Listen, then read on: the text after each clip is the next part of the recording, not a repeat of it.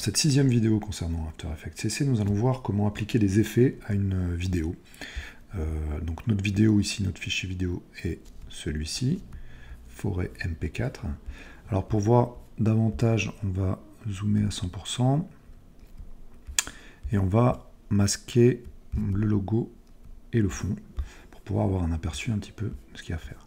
Alors la première correction qu'on peut être amené à faire sur une vidéo, c'est une correction de couleur, de colorimétrie, voire d'exposition de la vidéo. Si la vidéo n'a pas été faite dans des conditions optimales, on peut aussi la corriger grâce à After Effects.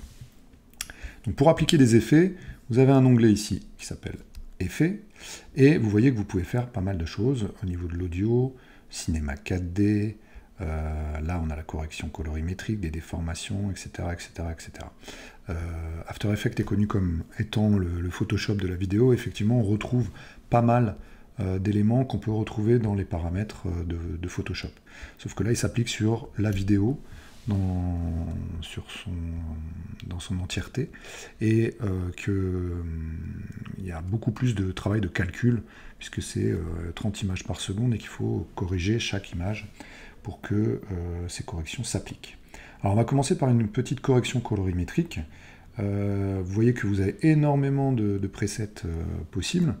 Moi, ce que je vous conseille d'utiliser, c'est couleur lumétrie, parce que ça permet de corriger plein de choses en un seul effet. Donc quand je clique là-dessus, on voit que démo forêt 03.mp4 a un effet qui lui est appliqué, qui s'appelle couleur lumétrie.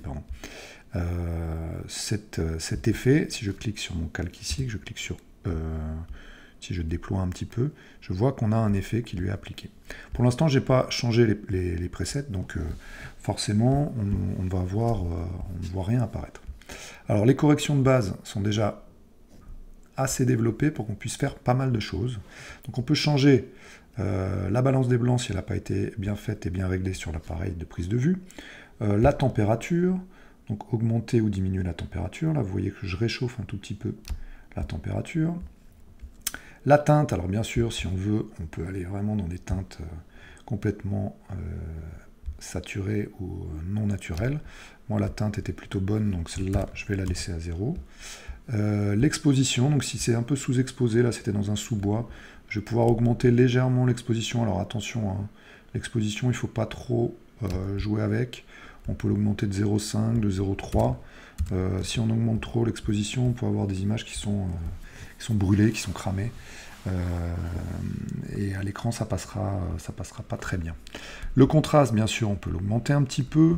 On va avoir davantage de contraste entre les zones sombres et claires. On peut jouer sur les tons clairs, tons foncés, sur les blancs, sur les noirs. On peut accentuer un petit peu les noirs pour avoir plus de présence, etc. La saturation, là, elle est à 100%, mais je peux aller beaucoup plus loin, donc avoir des couleurs qui sont hyper saturées. Ça dépend un petit peu de votre projet, de ce que vous voulez avoir comme rendu graphique. Moi, je vais la laisser à 100. Alors, bien sûr, après, on a pas mal de choses, d'effets qu'on peut avoir. On peut avoir des changements de couleur juste dans les teintes foncées, dans les tons clairs, etc.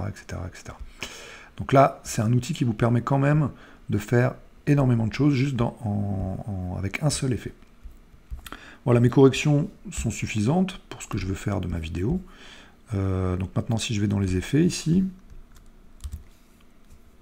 si je déploie un petit peu mes effets, je peux voir que j'ai la couleur lumétrie et que j'ai travaillé sur certaines plages seulement. Voilà. Ici.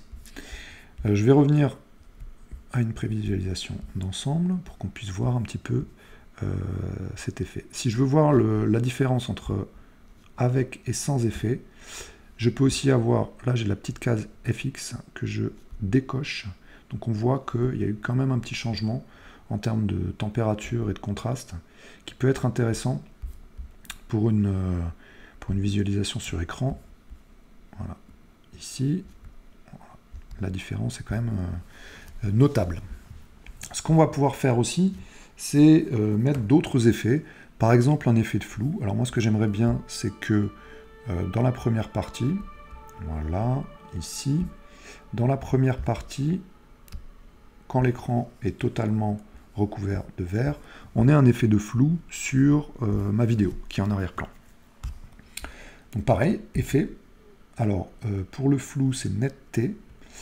Et là encore, vous avez pas mal de possibilités au niveau des flous. Moi, je vais prendre un flou gaussien, voilà, quelque chose d'assez homogène. Et je vais lui appliquer un flou au départ. Donc comme je veux créer une animation de flou, c'est-à-dire que la vidéo sera floue au départ et puis redeviendra nette une fois que le cercle apparaîtra, je vais cliquer ici sur le petit chronomètre. Donc je fais attention, bien être avec ma tête de lecture à l'endroit où je veux. Je clique sur mon petit chronomètre. Il va donc ici mettre avec U, je déploie une image clé. Je vais me déplacer ensuite jusqu'à ce que mon cercle apparaisse ici. Voilà. Et je vais faire en sorte que à partir d'ici, on ait une autre image clé. D'accord ? Donc pour l'instant, j'ai pas mis de flou. On voit pas de différence. Je vais zoomer un petit peu pour qu'on se rende compte. Voilà, sur l'image. Et à la première image clé qui est ici, donc je suis bien à 0, 0, 0. Voilà. Je vais lui mettre un flou de... Alors je peux déterminer en termes de pixels, mais je peux aussi le faire à l'œil. Il faut attendre un petit peu qu'il calcule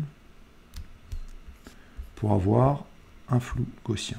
Comme toujours, je vais sélectionner mes images, un clic droit, assistant d'image clé et lissage de vitesse, pour avoir quelque chose d'un peu plus doux. Et je vais faire une prévisualisation de ce flou. Alors, le temps de calcul est un peu long. Voilà. Et l'image devient nette au fur et à mesure. On va reprendre du début. Voilà. C'est comme si on avait une mise au point qui va se faire sur la vidéo au moment où le logo apparaît. Oui, on voit ça d'un peu plus loin. Voilà. Donc le flou et tous les effets que vous allez pouvoir mettre sur la vidéo sont bien sûr paramétrables et vous pouvez créer des images clés à chaque fois que vous changez un paramètre pour faire en sorte que cet effet arrive ou reparte. Si par exemple en fin de vidéo je veux qu'on ait à nouveau un flou, alors à partir de, je sais pas moi, voilà, 13 secondes on va dire, 13.00, à partir de 13 secondes, je veux à nouveau avoir un flou, je vais créer une image clé, ici, donc il va rester avec un flou de 0, et sur la dernière image de ma vidéo, ici, je vais créer une autre image clé, donc en augmentant le flou, pour avoir là encore un flou de sortie. On va y aller à fond. Un flou de sortie. Et on va pouvoir voir sur la fin de la vidéo le passage. Voilà.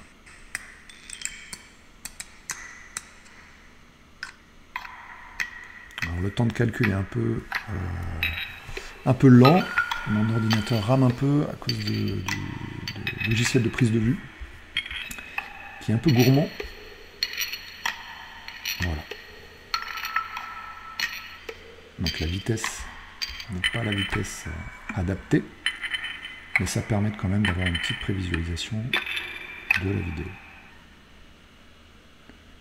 Et enfin, le flou de fin. Vous voyez qu'il y a un petit noir au bout, un fond, alors c'est pas un fondu au noir, hein, simplement le fait que mon fichier vidéo a une certaine longueur et moi, ma composition a une autre longueur. Donc je peux très bien réduire le format de ma composition pour qu'il s'adapte avec Shift à la longueur de ma vidéo, qui s'arrête bien à la fin de ma vidéo. Avec un clic droit sur cette barre-là, je peux réduire la composition à la zone de travail.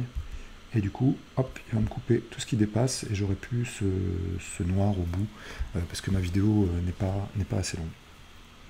Voilà, la dernière chose que je peux vous montrer en termes d'effet, alors vous montrer pas forcément, mais en tout cas vous expliquer, c'est un effet qui vous permet de stabiliser l'image. Si jamais vous avez une prise de vue qui n'est pas très stable, vous avez fait ça à portée de main et qu'il y a un léger tremblement qui apparaît dans l'image, vous avez un effet qui vous permet de faire ça. Donc alors c'est dans Effet, Déformation, et on a Stabilisation de déformation ici.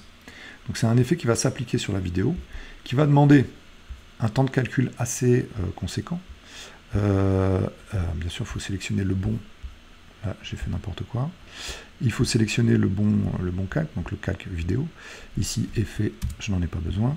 Donc sur mon calque vidéo, je peux faire effet, déformation et stabilisation de déformation.